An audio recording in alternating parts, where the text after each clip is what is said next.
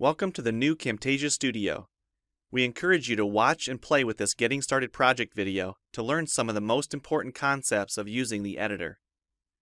If you want more in-depth tutorials that will walk you through the entire process of recording, editing, and sharing your videos, then please watch the Getting Started tutorials using this link under the Help menu. The editor is divided up into three main areas: the clip bin, the timeline, and the canvas. The canvas is where you see your video during playback and can move, resize, and reposition all media however you want. The timeline is where you assemble and edit your video. At the top of the timeline, tick marks represent time in terms of minutes and seconds.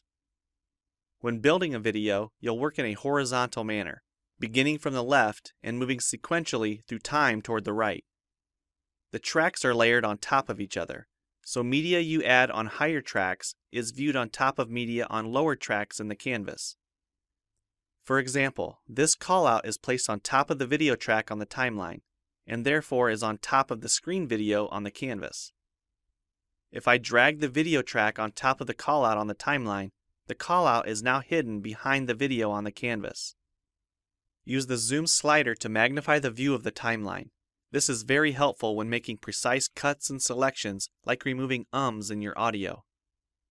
New media can be dragged and dropped on an existing track, or a new track is automatically created when media is dropped at this location at the top of the timeline.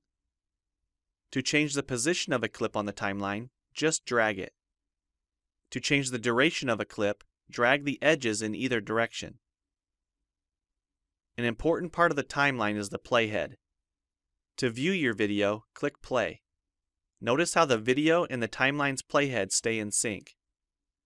Click anywhere along the timeline and the playhead moves to that point. To remove a portion of your video, make a selection with the green in point and red out point. Then click the cut button. If you don't want media cut on a specific track, just click the lock icon. If you make a mistake while editing, press Ctrl-Z on the keyboard to undo, or choose Edit Undo. Double-click the playhead to deselect.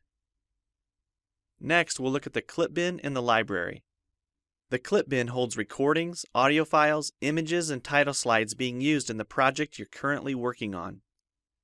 The library stores video clips, intros, callouts, title slides, and other media assets you want to use from project to project.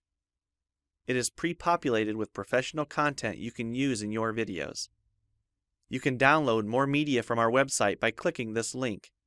You'll find a lot more music, callouts, and animated titles to use in your projects, and it's all free.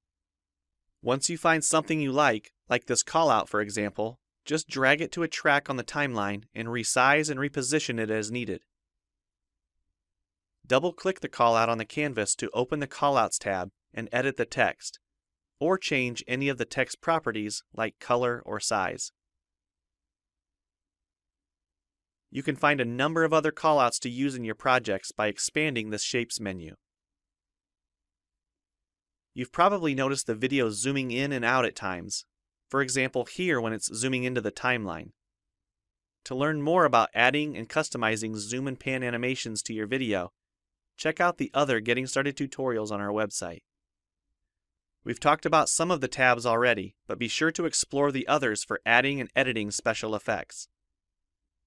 If they don't all show up as tabs, click on the More tab to explore others, like the speech-to-text capabilities and captions, and the improved quizzing. Also, transitions can now be dragged directly to the timeline and added on top of clips. So we've shown a few ways you can navigate and edit your video.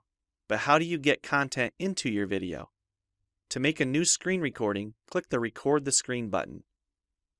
If you already have an audio or video recording you'd like to use, click the Import Media button.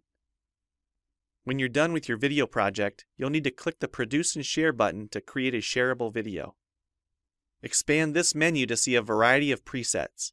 We have a new video player that plays back your MP4 video and includes other interactive features like table of contents, closed captions, quizzes, and even hotspots.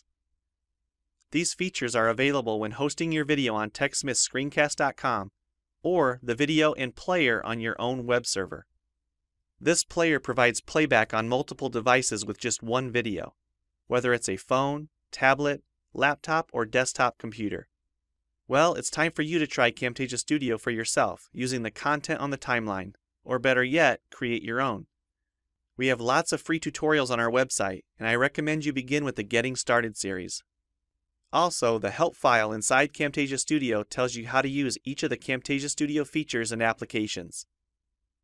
One last thing, if you ever want to open this Getting Started project again to view or practice with, use this link here. Thanks for watching, and we hope you enjoy Camtasia Studio.